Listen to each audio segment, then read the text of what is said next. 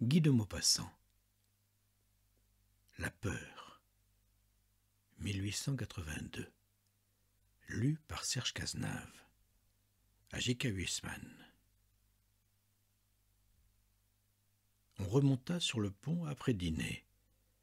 Devant nous, la Méditerranée n'avait pas un frisson sur toute sa surface qu'une grande lune calme moirait. Le vaste bateau glissait, jetant sur le ciel qui semblait ensemencé d'étoiles un gros serpent de fumée noire. Et derrière nous, l'eau toute blanche, agitée par le passage rapide de lourds bâtiments, battus par l'hélice, moussée, semblait se tordre, remuer tant de clarté qu'on eût dit de la lumière de lune bouillonnant. Nous étions là, 6 ou 8, silencieux, admirant, l'œil tourné vers l'Afrique lointaine où nous allions. Le commandant, qui fumait un cigare au milieu de nous, reprit soudain la conversation du dîner. « Oui, j'ai eu peur ce jour-là. Mon navire est resté 6 heures avec ce rocher dans le ventre, battu par la mer. Heureusement que nous avons été recueillis vers le soir par un charbonnier anglais qui nous aperçut. Alors un grand homme, à figure brûlée, à l'aspect grave, un de ces hommes qu'on sent avoir traversé de longs pays inconnus, au milieu de dangers incessants et dont l'œil tranquille semble garder dans sa profondeur quelque chose des paysages étranges qu'il a vus, un de ces hommes qu'on devine trempés dans le courage, parla pour la première fois. « Vous dites, commandant, que vous avez eu peur. Je n'en crois rien. Vous vous trompez sur le mot et sur la sensation que vous avez éprouvée. Un homme énergique n'a jamais peur en face du danger pressant. Il est ému, agité, anxieux, mais la peur, c'est autre chose. » Le commandant reprit en riant. « Fichtre, je vous réponds bien que j'ai eu peur, moi. » Alors l'homme au teint bronzé prononça d'une voix lente. « Permettez-moi de m'expliquer. La peur, et les hommes les plus hardis peuvent avoir peur, c'est quelque chose d'effroyable, une sensation atroce, comme une décomposition de l'âme, un spasme affreux de la pensée et du cœur dont le souvenir seul donne des frissons d'angoisse. Mais cela n'a lieu, quand on est brave, ni devant une attaque, ni devant la mort inévitable, ni devant toutes les formes connues du péril. Cela a lieu dans certaines circonstances anormales, sous certaines influences mystérieuses, en face de risques vagues. La vraie peur, c'est quelque chose comme une réminiscence des terreurs fantastiques d'autrefois. Un homme qui croit aux revenants et qui s'imagine apercevoir un spectre dans la nuit doit éprouver la peur en toute son épouvantable horreur. Moi, j'ai deviné la peur en plein jour, il y a 10 ans environ. Je l'ai ressentie l'hiver dernier, par une nuit de décembre. Et pourtant j'ai traversé bien des hasards, bien des aventures qui semblaient mortelles. Je me suis battu souvent. J'ai été laissé pour mort par des voleurs. J'ai été condamné comme insurgé à être pendu en Amérique et jeté à la mer du pont d'un bâtiment sur les côtes de Chine. Chaque fois, je me suis cru perdu. J'en ai pris immédiatement mon parti, sans attendrissement et même sans regret. Mais la peur, ce n'est pas cela. Je l'ai pressentie en Afrique, et pourtant elle est fille du Nord. Le soleil la dissipe comme un brouillard. Remarquez bien ceci, messieurs. Chez les Orientaux, la vie ne compte pour rien. On est résigné tout de suite. Les nuits sont claires et vides de légendes, les âmes aussi vides des inquiétudes sombres qui hantent les cerveaux dans les pays froids. En Orient, on peut connaître la panique, on ignore la peur. Eh bien, voici ce qui m'est arrivé sur cette terre d'Afrique. Je traversai les grandes dunes au sud de Ouargla. C'est là un des plus étranges pays du monde. Vous connaissez le sable uni, le sable droit des interminables plages de l'océan. Eh bien, figurez-vous l'océan lui-même, devenu sable au milieu d'un ouragan. Imaginez une tempête silencieuse de vagues immobiles en poussière jaune. Elles sont hautes comme des montagnes, ces vagues inégales, différentes, soulevées tout à fait comme des flots déchaînés, mais plus grandes encore et striées comme de la moire. Sur cette mer furieuse, muette et sans mouvement, le dévorant soleil du sud verse sa flamme implacable et directe. Il faut gravir ces lames de cendres d'or, redescendre, gravir encore, gravir sans cesse, sans repos et sans ombre. Les chevaux râlent, enfoncent jusqu'aux genoux et glissent en dévalant l'autre versant des surprenantes collines. Nous étions 2 amis suivis de 8 spahis et de 4 chameaux avec leurs chameliers. Nous ne parlions plus, accablés de chaleur, de fatigue et desséchés de soif, comme ce désert ardent. Soudain, un de nos hommes poussa une sorte de cri. Tous s'arrêtèrent, et nous demeurâmes immobiles, surpris par un inexplicable phénomène connu des voyageurs en ces contrées perdues. Quelque part près de nous, dans une direction indéterminée, un tambour battait, le mystérieux tambour des dunes. Il battait distinctement, tantôt plus vibrant, tantôt affaibli, arrêtant puis reprenant son roulement fantastique.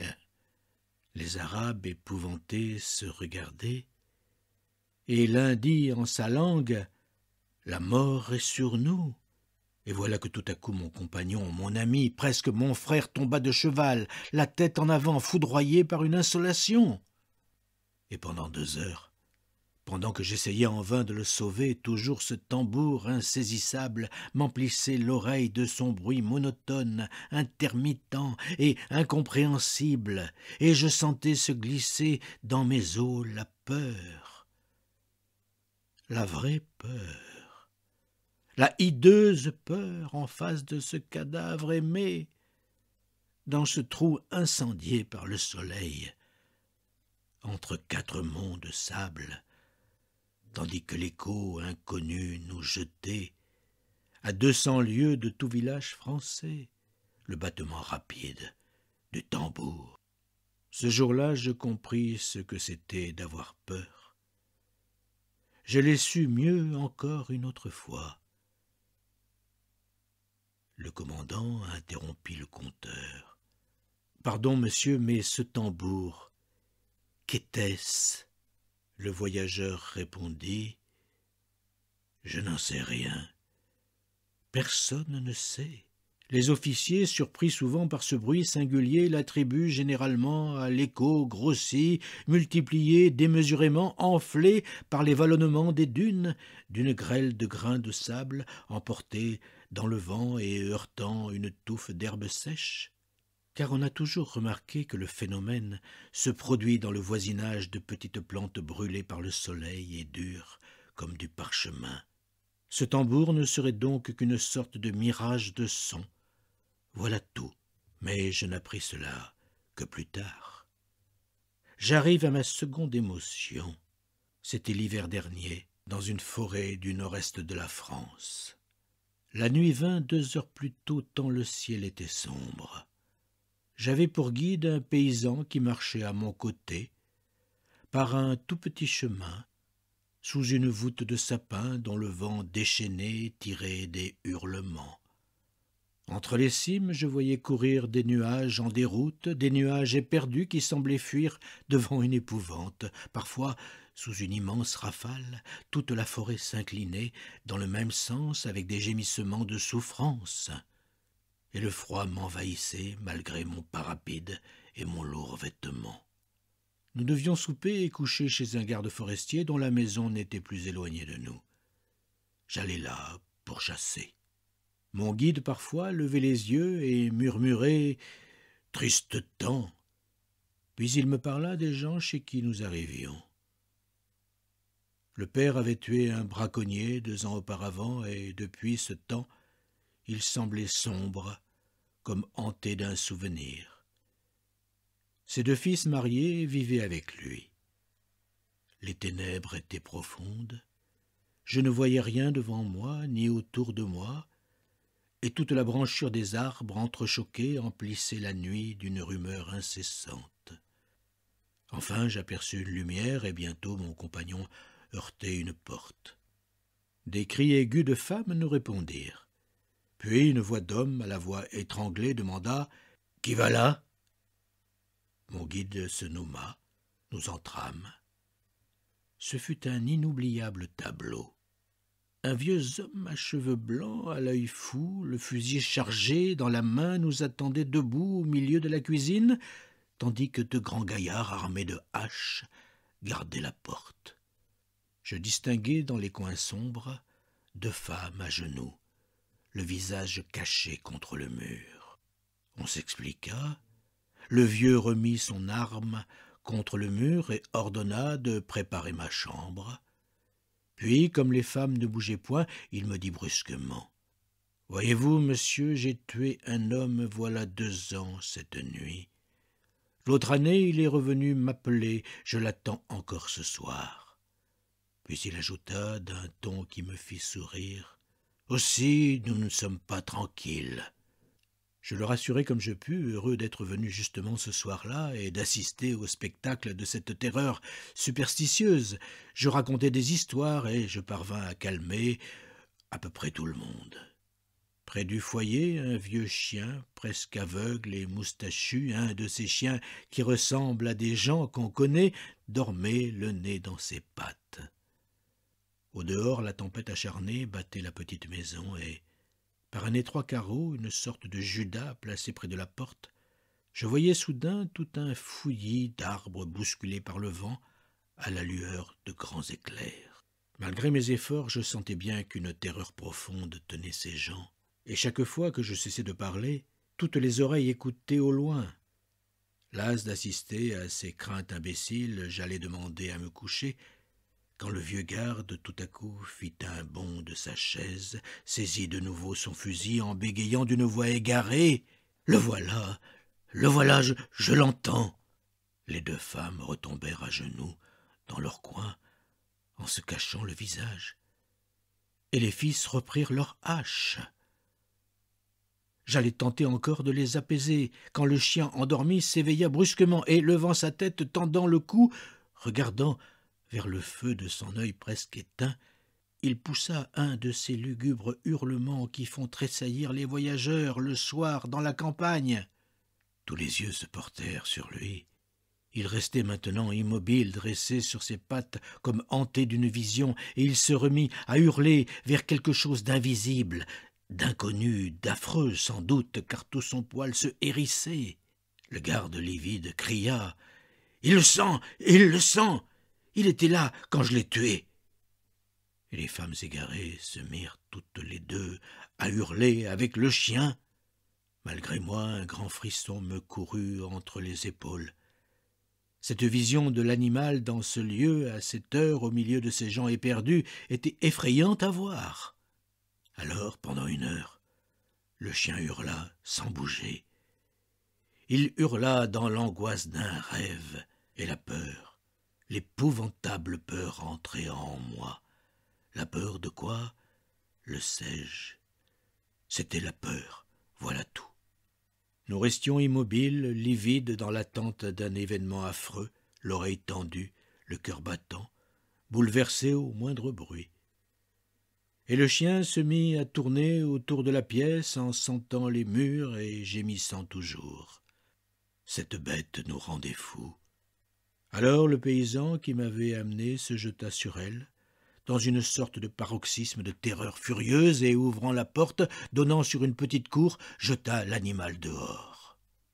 Il se tut aussitôt, et nous restâmes plongés dans un silence plus terrifiant encore. Et soudain, ensemble, nous eûmes une sorte de sursaut. Un être glissait contre le mur du dehors vers la forêt. Puis il passa contre la porte, qu'il sembla tâter d'une main hésitante. Puis on n'entendit plus rien pendant 2 minutes qui firent de nous des insensés. Puis il revint, frôlant toujours la muraille. Et il gratta légèrement comme le ferait un enfant avec son ongle. Puis soudain une tête apparut contre la vitre du Judas, une tête blanche avec des yeux lumineux comme ceux des fauves. Et un son sortit de sa bouche, un son indistinct, un murmure plaintif. Alors un bruit formidable éclata dans la cuisine. Le vieux garde avait tiré, et aussitôt les fils se précipitèrent, bouchèrent le Judas en dressant la grande table qu'ils assujettirent avec le buffet. Et je vous jure qu'au fracas du coup de fusil que je n'attendais point, j'eus une telle angoisse du cœur, de l'âme et du corps, que je me sentis défaillir, prêt à mourir de peur. Nous restâmes là jusqu'à l'aurore, incapables de bouger, de dire un mot, crispés dans un affolement indicible. On osa débarricader la sortie qu'en apercevant par la fente d'un auvent un mince rayon de jour. Au pied du mur, contre la porte, le vieux chien gisait, la gueule brisée d'une balle. Il était sorti de la cour en creusant un trou sous la palissade. L'homme au visage brun se tut, puis il ajouta : « Cette nuit, pourtant, je ne connus aucun danger. Mais j'aimerais mieux recommencer toutes les heures où j'ai affronté les plus terribles périls que la seule minute du coup de fusil sur la tête barbue de Judas. »